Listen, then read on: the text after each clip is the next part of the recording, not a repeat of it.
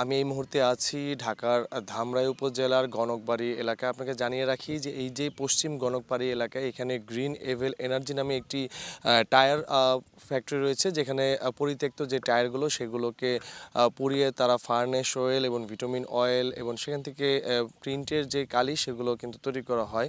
কিন্তু এখানে যে ফ্যাক্টরিটিতে রয়েছে সেই ফ্যাক্টরি কিন্তু একদমই অস্বাস্থ্যকর পরিবেশ এবং পরিবেশের কোনো ছাড়পত্র ছাড়াই কিন্তু তারা এই ফ্যাক্টরিতে এখানে তৈরি করেছে।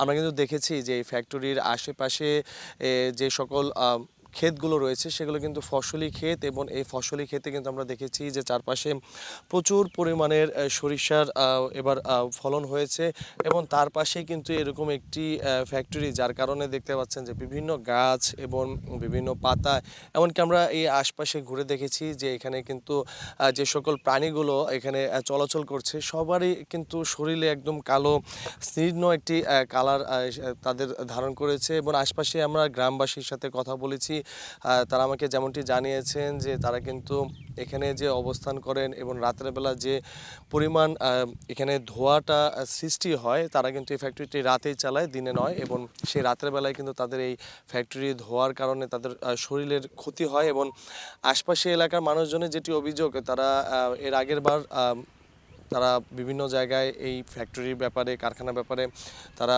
ইউনিয়ন চেয়ারম্যান এবং প্রশাসনের কাছে গিয়েছিল, কিন্তু তারা কোনো পদক্ষেপ নেয়নি। আসলে এটার দোয়ায় আমাদের এই যে চলাফেরা মানুষের, গরু বাছুরের, ছাগল বেরির যত পশু পাখি আছে সবেরই ক্ষতি। দোয়ায় মনে করো কাজ করলে মনে করো উয়াসি পাই না, আর বিভিন্ন এই যে গাছগাছালির সব মনে করো যে দোয়ায় ক্ষতি হয়ে বানিয়েছে। আর আমাকে বন্ধ লাগে না নাকি? এই এলাকার মানুষ যে কইছে আমাকে যে তুমি গাড়ির হাতে তুমি যদি বাদি নাও তাহলে তো আমি বাদি বের পারি না। আমি কইছি আমরা শোনারে আমি কেবল বাড়ি করছি, আমি তা বুঝিনি আপনাদের দেশ, আপনারা যদি পারেন তাহলে খেদাইয়ে পারবেন, কিন্তু আমার ক্ষমতা নাই। ভয় পান? হ্যাঁ হ্যাঁ, আমার কেউই নাই, আমার স্বামীটাও নাই, আমার গেদা গেদা চাল নিয়ে সংসার করি, আমি বই পাই।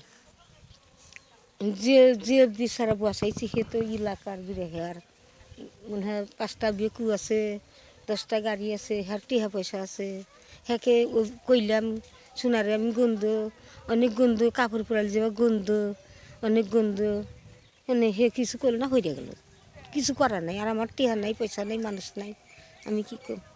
এলাকার মানুষ আমাকে ধরছিল, আমি কয়া দিছি, কইছে আমার ক্ষমতা নেই। এবং কারখানার মালিক যেহেতু প্রভাবশালী, সেক্ষেত্রে তারা সেটা কিছু বলতে পারছেন না, এরকম কিন্তু অভিযোগ কিন্তু তিনি আমাদের এলাকাবাসী আমার কাছে করেছেন। এবং এই কারখানাটির কিন্তু কোনো প্রকার অনুমোদন নেই, সামান্য একটি ট্রেড লাইসেন্সের উপরেই এই ফ্যাক্টরিটি চলমান রয়েছে, এমনটি কিন্তু আমরা জানতে পেরেছি। তারা ফায়ার সার্ভিস এবং পরিবেশের কাছে শুধুমাত্র অনুমতি নেওয়ার জন্য কিন্তু একটি দরখাস্ত করেন, এবং তারপর কিন্তু সেটি আর পাননি, এমনটিও কিন্তু জানিয়েছিলেন কারখানার যিনি ম্যানেজার রয়েছেন তিনি। সেক্ষেত্রে এটা ট্রেড লাইসেন্স আছে, আমাদের ফায়ারের আবেদন করা আছে, পরিবেশে আবেদন করা আছে, অনুমতি এখন এটা মহাজনেরা বলতে পারবে, আমি সঠিক, আমি তো নতুন এই জায়গায়।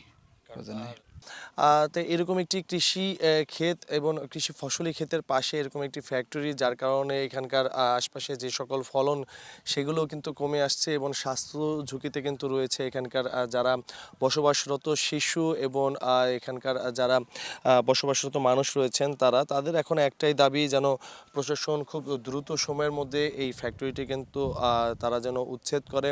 আমরা কিন্তু কারখানার ভিতরেও প্রবেশ করে দেখেছি, কারখানায় যারা কর্মরত শ্রমিকরা রয়েছেন তারা কিন্তু একদমই কোনো প্রকার নিরাপত্তা ছাড়াই তারা এখানে ঝুঁকি নিয়ে কিন্তু কাজ করছেন। তাদের চেহারা, তাদের শরীরের গঠন, আচারভেদ সব মিলে মানে কেমন একটি অস্বাভাবিক অবস্থা, সবার মুখে কালি মাখা। তারা এই টায়ারটা যখন পুড়ায়, তার যে ঝাঁঝালো যে দুর্গন্ধ, সেটির কারণে কিন্তু আশপাশে একদম পরিবেশের বিপর্যয়ের কিন্তু মুখে পড়েছে।